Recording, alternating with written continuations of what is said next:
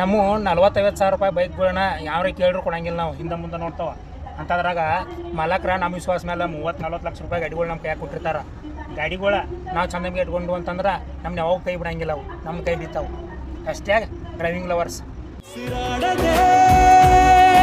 ಇರಬಲ್ಲೆನೇನೋ ನೀನಿಲ್ಲದೆ ಇರಲಾರೆ ನಾನು, ಬೇರಾವುದೇ ವರ ನಾ ಬೇಡಿನು,